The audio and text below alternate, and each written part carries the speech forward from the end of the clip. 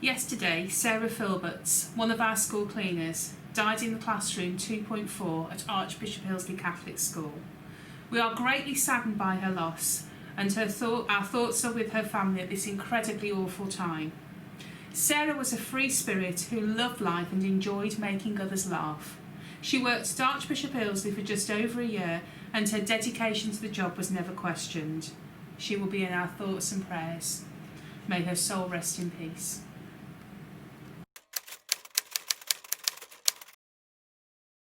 Okay. As you are aware, 40-year-old Sarah Filberts died in a classroom at Archbishop Catholic School yesterday, 25th of June. Her body was found around 1400 in the classroom of 2-4. It is being investigated as a murder case. There were only a handful of members of staff in school at the time yesterday, and as it has been closed during lockdown, this makes it all more difficult to find the murderer, as there is hardly any witnesses. The post-mortem examination outlined that Mrs. Filbert's lips were blue, her tongue was swollen to double the usual size, and her throat had closed up to almost entirety. The key questions remain. Who would have committed such a terrible murder, and what is the motive? We have narrowed down the suspects to just 3, and their details will appear on the screen in a moment. Thank you for your help in investigating this case.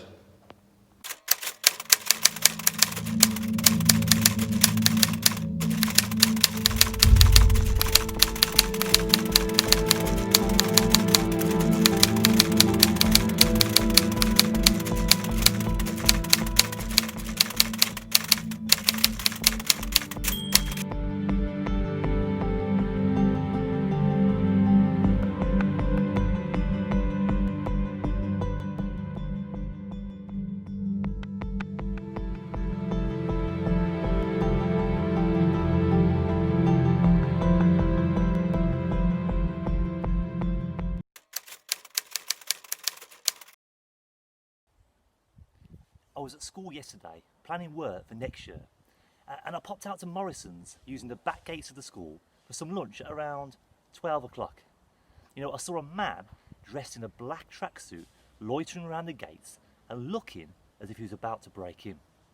I didn't confront him, but I immediately rang 999 to report him. When I returned from Morrison's about 20 minutes later, he was gone. Since then I've heard that he was questioned in his car around 1 o'clock on Victoria Road.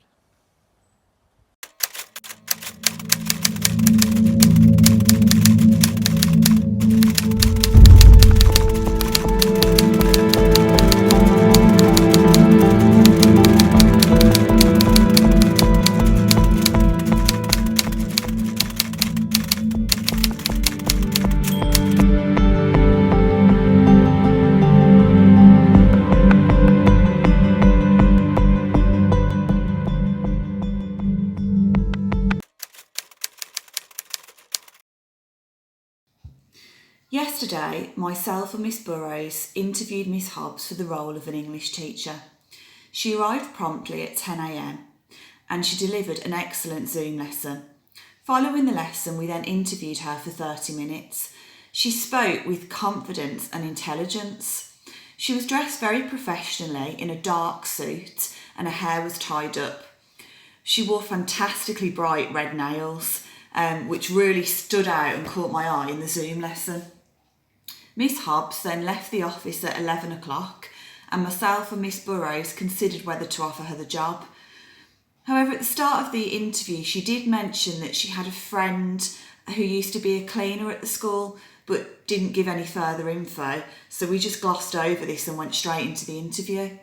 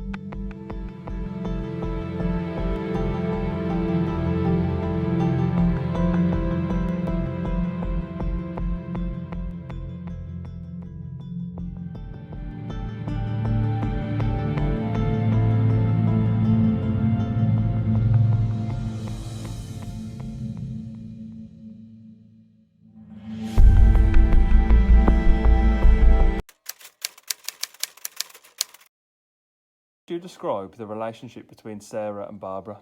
It was awful. They were always arguing.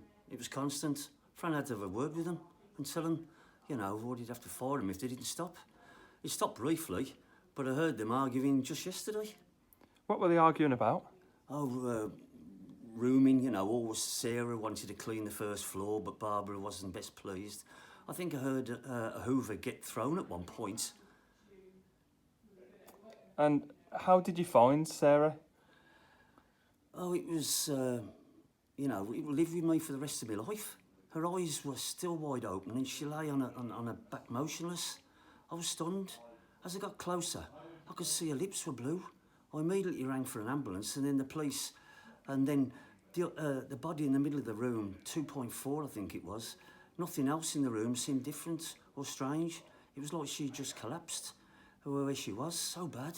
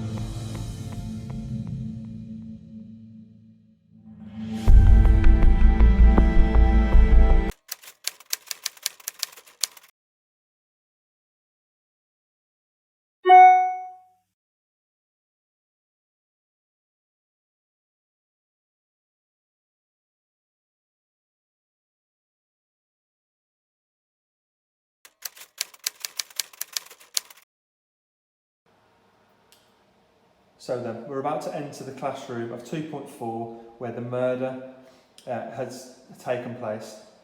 I'm not going to touch anything in the room because I don't want to contaminate any of the evidence.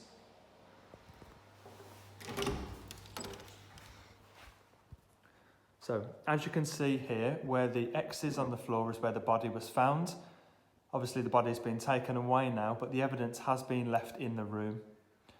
The first bit of evidence for us to look at is this red cut off of a fingernail, which was found at the foot of the body.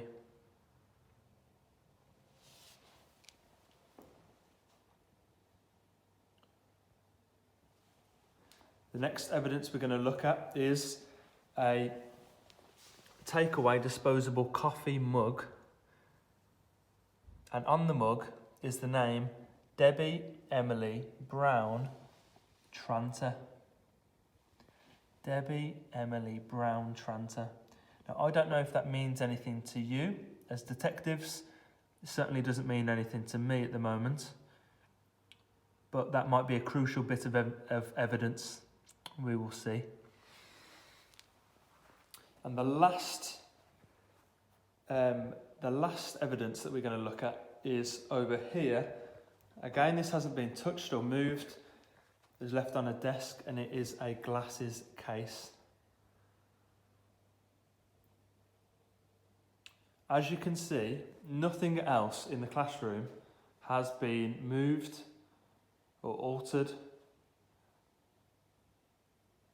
It doesn't look like there was a confrontation